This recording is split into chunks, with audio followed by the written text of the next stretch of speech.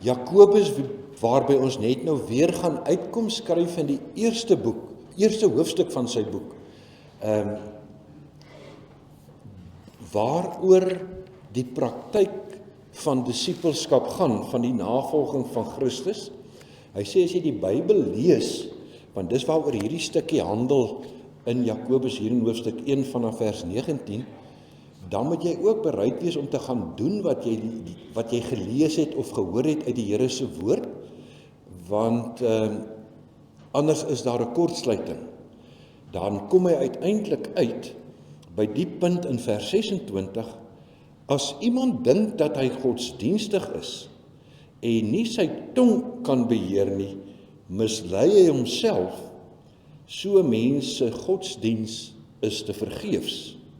Dis nou 'n negatiewe voorbeeld, en wie van ons sukkel nou nie daarmee nie, dat ons harte baie keer vol wraak en onreg is, en dan kom dit gou by ons mond uit, want die hart en die mond sit 8 duim uit mekaar uit, as jy nou fisies daaraan dink.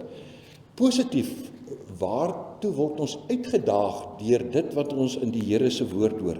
Hy sê, dit is suiwer en onbesmette godsdiens voor God die Vader, om na weduwees en weeskinders om te sien in hulle ellende, en jou onbesmet van die wêreld te hou. Moenie die wraak en die wrokke, selfsug van die wêreld navolg nie. Leef liefde. Liefde kom onder andere uit in omgee vir randfigure, vir die brose mense. En baie keer kan van die brose mense ook onder ons eie huis se dak wees, in sekere omstandighede. Het ek 'n hart vir hulle? Later iets meer. Ons moet ook net meer as 'n hart hê vir hulle wat in beproewings of randfigure van die samelewing is. Die woord van die Here, hoofstuk 1 in Jakobus het nou daarna verwys, dat ons baie keer die woord hanteer soos ons 'n spieël hanteer. Jy kyk en maak jou hare reg en titewyd jou so bietjie, en as jy omdraai en wegstap van die spieël af, dan jy vergeet wat jy gesien. En dan moet jy weer terug gaan en weer gaan seker maak, is my hare op die regte plek. Ons moenie so met die woord omgaan nie, sê hy daar in hoofstuk 1, en nou is die woord vir ons oop. So dit toets ook ons toewyding aan dit wat ons lees, hoe ontvanklik ons is, en bereid ons is om hierdie woord saam met ons te vat, in die week, in die harde pad lewe daar buite. Jakobus 2, vers 14 tot 26, onder die tema van die preek, doen jou geloof. Doen jou geloof. Kom ons bid saam.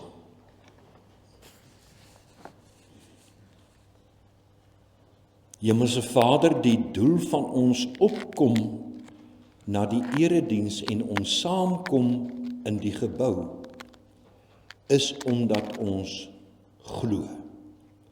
Ons weet U is daar, ons bely U as God drie-enig se werk in ons belang en tot ons heil en seën. Ons glo en bely, U lei ons deur die lewe. Ons ken die afdraaipaaie. U kom vat ons hand en lei ons op die regte paaie. Daarom die afhanklikheid van U, as ons ook nou ons kom oopstel vir U woord. Gee tog dat die gebreke van die verkondigers van U woord nie in die pad sal staan van dit wat U deur U Gees, deur die teks wil bereik in ons lewe nie. Ons bid ook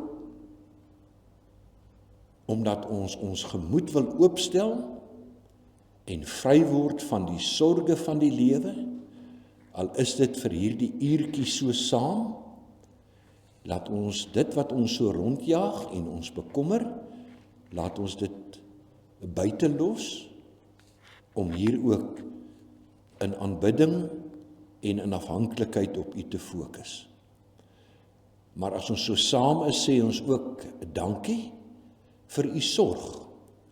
Ook in die lewe van hulle wat hierdie week op ons gebedslys was, en ons almal sommer, Here, ook wat ly onder skete, behandeling moet kry, kroniese medikasie, mense wat koud slaap, honger slaap, werkloos is. Help vir ons as ons voorbidding doen vir hulle wat broos is, dat ons ook sal probeer om 'n antwoord op ons eie gebede te wees, deur 'n verskil te maak in brose mense se lewens. Mag u woord ook vir oggend sy doel bereik. Amen. Jakobus 2 vers 14. Wat baat dit my broers en natuurlik my susters? Dis maar 'n patriargale sisteem, die mans word aangespreek as die leiersfigure in die samelewing, maar ons weet vandag, dit sluit vrouens ook in die gemeente van die Here, aan wie hier geskryf word. Wat baat dit my broers as iemand sê dat hy geloof het, maar hy het nie dade nie? Die geloof kan hom tog nie verlos nie. As 'n broer of 'n suster sonder klere en daaglikse kos is, en een van julle sê vir hulle, gaan in vrede, word warm en word versadig, maar julle gee nie vir hulle wat die liggaam nodig het nie, wat help dit dan? So is geloof alleen, as dit nie op dade uitloop nie, dood.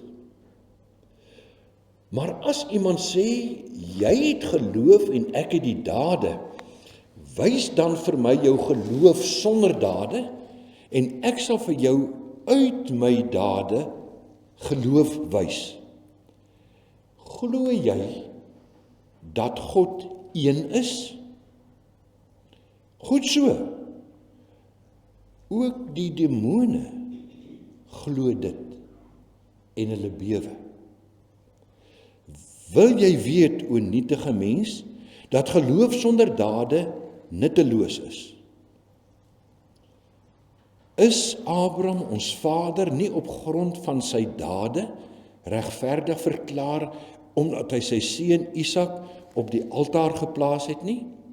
Kan jy sien dat die geloof meegewerk het met sy dade, en dat vanuit die dade die geloof volkome geword het? En die skrif is vervul wat sê, Abraham het God geglo, en God het sy geloof vir hom as rechtverdiging gereken, en hy is 'n vriend van God genoem. Julle sien dus dat 'n mens op grond van sy dade regverdig verklaar word, en nie deur geloof alleen nie. Is Rahab, die prostituut, nie ook net so op grond van dade regverdig verklaar, toe sy die boodskapper gasvry ontvang en met 'n ander pad weggestuur het nie? Want, net soos die liggaam sonder asem dood is, so is die geloof sonder dade dood. Ons lees tot daar.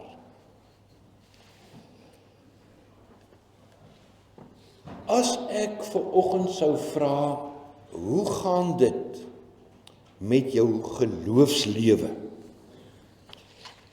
Dan gaan ons moeilik op so 'n vraag kan antwoord, en gaan daar redelike idees in ons kop na vore kom, waaraan ek die stand van my geloofslewe kan toets of kan meet. Om oor geloof te praat is 'n tema waaroor ek dink ons almal dikwels nadink. Maar as ek vra, hoe gaan dit met jou geloof, kan hierdie vraag verwarrend wees, want wat word bedoel met die begrip geloofslewe? En die vraag wat dan nou hiermee saamhang, wat is die maatstaf waarin ek die stand van 'n geloofslewe kan meet.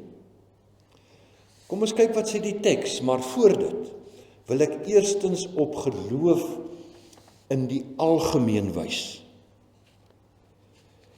Die algemene opmerking wat ek wil maak, is dat alle mense, nie net godsdienstige gelowiges nie, alle mense gebruik geloof in die daaglikse lewe as 'n manier om tot aksie oor te gaan.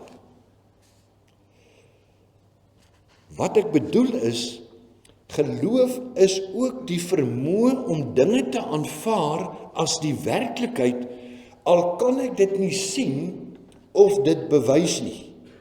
Godsdienstig ongelowige mense beoefen in daardie sin ook geloof. Ek sal nou 'n paar voorbeelde vir u gee. Byvoorbeeld, vertroue in 'n vriend. Jy leen geld aan 'n vriend omdat jy glo hy of sy sal dit terugbetaal. Dit is 'n verdaad van vertroue, 'n element van geloof in jou vriend op grond van dalk vorige ervarings wat jy van hom het. Jy het soms geloof in jou eie vermoë. Jy skryf 'n moeilike eksamen omdat jy glo en vertrou jou voorbereiding was genoegsaam. Hierdie geloof wat jy het, gee jou die moed om die eksamen aan te pak sonder spanning. Jy het vertroue in 'n dokter. Jy neem die voorgeskrewe medisyne omdat jy vertrou. Die dokter het die nodige kennis, jy kan dit nie sien nie, maar jy vertrou, hy gaan vir jou die regte medikasie voorskryf. Al kan jy alles nie self verstandelik verifieer nie. Ons het daagliks vertroue in die verkeer as ons per motor ry. Ons moet die ander motorryers vertrou dat hulle 'n robot soos ek sal hanteer, ry as dit groen is, nie andersom nie, en stop as dit rooi is. Anders gaan ons, al is die lig vir jou groen, by elke groen lig stop. Maar jy glo en vertrou die ander padgebruikers, as jy groen is, sal hulle stop as hulle kant rooi is. Geloof in 'n verhouding. Ons almal het verhoudings. Twee mense bou tog 'n verhouding, veral aan die begin van 'n verhouding, omdat hulle glo en vertrou, die ander een is lojaal, eerlik en toegewyd. Dit vorm die grondslag waarop 'n verhouding kan wegspring. Hoekom noem ek dit? Ek noem hierdie algemene gebruik van geloof deur alle mense, omdat daar baie keer met godsdienstige gelowiges gespot word. Daar word gesê, as jy in God glo, is dit omdat jy hom gebruik as God of the gaps. Daar waar jou verstandelike vermoë ophou om dinge te kan navors of te kan verstaan, sleep jy nou of dink jy God uit as opperwese en skryf die onverstaanbare, onsigbare en onverklaarbare, skryf jy dan aan God toe wat jy self geskep het. Jou godsdiens is belaglik. Geloof, met ander woorde, is belaglik. Ons kan, as ons met 'n ateïs of 'n agnostikus gekonfronteer word met so 'n tipe opmerking, goedskiks vir die persoon dan wys daarop. Weet jy dat geloof nie belaglik is nie? Weet jy dat jy geloof as menslike vermoë daagliks inspann in die voorbeelde wat ek sopas vir u genoem het? Om te glo, al sien jy nie, is nie belaglik nie. U sien, ons kan onsself so verweer teen die spot van die skeptisis. Christene en ongelowiges gebruik geloof as menslike vermoë om te kan funksioneer in die lewe. Christene se geloof is egter meer as die algemene geloof spesifiek en toegespits. Hoe verskil Christene se geloof dan met die algemene gebruik van geloof. Ek dink die belangrike wegspringplek in die antwoord van hierdie vraag is dat ons moet seker maak, is my geloof as Christen gebou op die regte inhoud, feite. Anders gestel, aanvaar en ken ek as Christen, want onthou ons praat nou oor Christen gelowiges se geloof, aanvaar ek en ken ek die kernwaarhede van die Christelike geloof soos dit in die Bybel gekommunikeer word. Weet ek waarop ek my geloofslewe, my vertroue bou? Hoe lyk die kernwaarhede waar volgens Christene hulle lewens inrig? Wat is ons waardes waarvoor ons staan? Wat is die inhoud? Ek is van mening dat die beginpunt van ons Christelike geloof 'n aanvaarding is dat die Bybel die woord van God is. Dit kan nie bewys word nie. Dis 'n geloofskeuse dat ek op die inhoud van hierdie boek vertrou. As ek dan dit as 'n wegspringplek het vir my Christelike geloof, dan moet ek luister na die kernwaarhede soos ek dan nou glo wat God deur hierdie boek aan my verkondig. Is ek oop daarvoor, aanvaar ek die Bybel as die woord van God vir my, maar is daar sekere goed, as dit my nie pas nie, los ek dit uit, en op ander goed wat my pas, dit vertrou ek aan en aanvaar ek as waar. Weet ons wat ons glo? Want hierdie Bybel is 'n baie dik boek. Om alles hierin te memoriseer is amper menslik onmoontlik. Maar die sekere riglyne en beginsels wat herhaaldelik voorkom en die Bybel skrywers en teoloë oor die jare en die kerk waarvan ons deel is op aarde, het hierdie boek bestudeer en kernwaarhede geformuleer waaraan Christene getrou is vir baie eeue al. Weet u dat u saam met miljoene ander mense oor die eeue, miljarde, sekere kernwaarhede bely, dat dit van toepassing is op jou lewe? Hierdie boek, uit hom word belydende skrifte geformuleer en ons bely daardie kernwaarhede.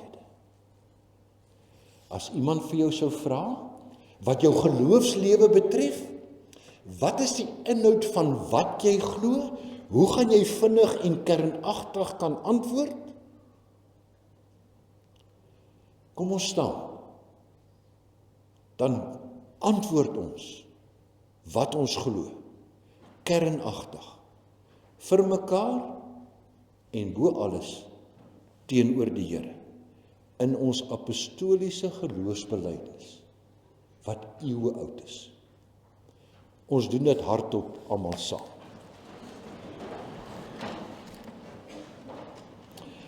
Ek glo in God die Vader, die Almagtige, die Skepper van die hemel en die aarde, en in Jesus Christus, sy eniggebore Seun, ons Here, wat ontvang is van die Heilige Gees, gebore is uit die Maagd Maria, wat gelei het onder Pontius Pilatus, gekruisig is, gesterf het en begrawe is, en ter helle neergedaal het, wat op die 3de dag weer opgestaan het uit die dode, wat opgevaar het na die hemel en sit aan die regterhand van God, die Almagtige Vader, vanwaar hy sal kom om te oordeel die wat nog lewe en die wat reeds gesterf het. Ek glo in die Heilige Gees. Ek glo aan 'n heilige algemene Christelike kerk, die gemeenskap van die heiliges, die vergewing van sondes, die opstanding van die vlees en 'n ewige lewe. Amen. Dis wat ons glo. Ons kan nou weer sit. Ek gaan vra dat jy net die volgende skyfie wys. Hier's 'n misterie wat ons nie kan bewys nie.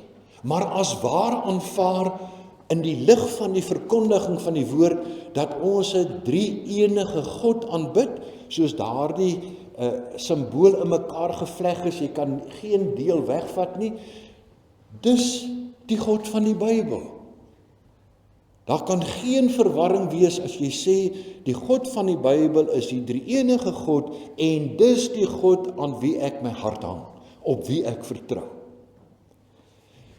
As jy na die volgende skyfie toe gaan, geloof, tradisioneel ook in ons Heidelbergse katekismus, en in Hebreërs 11 vers 1 en 2 sê, geloof is 'n vaste kennis, en dan 'n sekere vertroue. So word geloof gedefinieer. En nou kom Jakobus en sê, nee, geloof kan nie net as kennis en vertroue gedefinieer word nie. Ek het moswillig dieselfde simbool gebruik wat vir God drie-enig gebruik word, want hierdie drie goed moet saam wees. Dit vorm die pakkie van geloof. Geloof is kennis van sekere feite, ons het dit bely vanoggend. 'n vertroue met jou hart op dit wat jy sê jy glo, op hierdie belydenis wat jy uitspreek. Dit kan nie gemeet word nie. Wie kan dit sien? Jy kan dit hoogstens vertel dat jy glo, en wat jy glo, maar of jy dit werklik uitleef. Daarom kom Jakobus en sit hy die derde element by. En hy sê, jou geloof is eintlik, die pakkie is afgerond en mooi verseël, as jou geloof 3 elemente het en nie net 2. Dat jy kennis het, vertroue het, maar nie dade nie. Dit is Jakobus se punt. Kom ek verduidelik net so iets van Jakobus. Anders as die ander apostels, wat aan gemeentes destyds geskryf het, en nog elemente van die verlossing van Jesus, deur Jesus, God se genade en vryspraak en geregtigheid verkondig, doen Jakobus niks van dit in sy brief nie. Jakobus verduidelik nie Jesus se sterwe aan die kruis in ons plek nie. Hy praat nie vreeslik oor God se genade nie. Wat Jakobus doen, hy veronderstel die lesers aan wie hy destyds geskryf het, weet dit reeds. Hulle het die kennis en hulle het die vertroue. Daai eerste 2 elemente. Nou kom Jakobus en as uitdaging stel hy dit vir sy gemeente aan wie hy skryf. Julle moet daarop klem lê dat dit julle lewenspraktyk verander. Dat dit rym met die wil van die Here. Hy sê anders is jou geloof van geen betekenis nie. Hierdie teksvers wat hier staan, dat as hy na Abraham en Rachel verwys, dat mens deur jou dade geregverdig word, is nie in stryd met ons belydenisskrifte nie. Ons bely, ons word uit genade gered, deur die geloof. Ons werk nie, ons doen nie goeie dinge om verlos te word nie. Dis ook nie wat Jakobus bedoel nie. Hy sê, onthou net, geloof en jou verbintenis met God het 3 elemente. Ware geloof staan nie op 2 bene nie, maar op hierdie 3. Jou geloofsbelydenis moet oorgaan in 'n lewenstyl wat God dien. In vers 15 tot 17 immers sê hy daar, praat hy oor met 'n kort gelykenisie wat vir ons almal en vir sy lesers destyds verstaanbaar sou wees. Sê nou maar, hy speel die sê nou maar speelietjie. Sê nou maar, iemand kom oor jou pad, naak en honger. En jy het hier in jou hart, hier waar die vertroue lê. Jy moet mos nou lief hê, jy het die kennis, jy weet, God se kinders moet omgee en help. En jy moet deernis hê, onsigbaar hier in jou hart. Hy sê, wat help dit in die praktyk? As jy nie moeite doen, dit gaan nie daardie persoon se honger stil en warm laat slaap, as jy net deernis het nie. Geloof in God het daai 3 elemente. Daarom in vers 18 en verder sê hy pertinent, kennis is nog nie volledig geloof nie. Hy verwys na die geesteswêreld hier. Hy sê, as daar iemand is wat beter as ons wat hier sit in die liggaam, weet dat God as geestelike wese bestaan, is dit die demone, die bose, wat ook geestelike wesens is. Hulle ervaar God eerstehands en ken sy heiligheid. En op grond daarvan sidder hulle van angs. So kennis, hulle wete van God, maak nie van demone kinders van God nie. Dis Jakobus se logiese argument. Net so min maak my kennis oor God my 'n navolger van God, soos deur Jesus Christus ons leidsman voorgestel. Geloof is om God se liefde uit te lewe. En daar vers 18 tot 26 verwys hy terwille van sy lesers wat heel waarskynlik die Ou Testament en die verhale van die Ou Testament baie goed geken het, na 2 voorbeelde. Abraham, u weet myself, Abraham moes vir Isak gaan offer. Abraham het uiteindelik nie eers tot die offerdaad oor hoef te gegaan het nie, want God het gesien in sy bereidheid om sy kind dood te maak, toe die Here hom stop, dat Abraham bereid is om te doen as hy sê hy vertrou God. Rahab, die prostituut wat die verspieders gehuisves het en vry laat wegkom het, dieselfde van haar.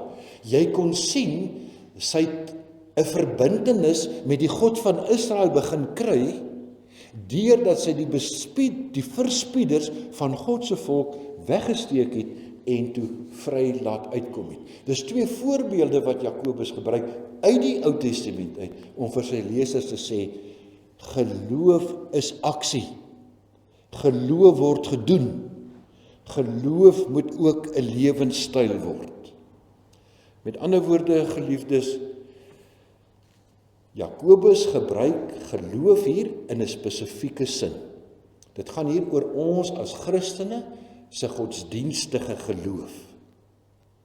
Geloof is daai elemente: kennis van en oor God se wil, vertroue dat dit waar is vir jou lewe, en dan 'n veranderde lewenstyl van liefde. Jy sal onthou, ons het in die begin van die diens verwys na hoofstuk 1, ware godsdiens. Mens kan ook daarin sit, ware geloof, waardeur jy God wil dien. Kom daarin na vore dat jy omsien na die wese en die weeskinders. Wat net 'n voorbeeld is van die talle moontlikhede wat daar is om jou geloof uit te leef. Geloof is ook dade. The proof is in the pudding. Julle ken die uitdrukking. Lekker ete, maar ons gaan goed agterkom hoe hierdie 3-gang maaltyd voorberei en hoe dit afloop in die laaste produkkie. Voorgereg, dalk die kennis. Hoofgereg, die hart se vertroue. Die pudding. Hoe lyk ons lewenstyl? Leef ons in die samelewing soos kinders van die Here met liefde? Daarom die vraagie waarmee ek wil afsluit: hoe proe jou geloof dan nou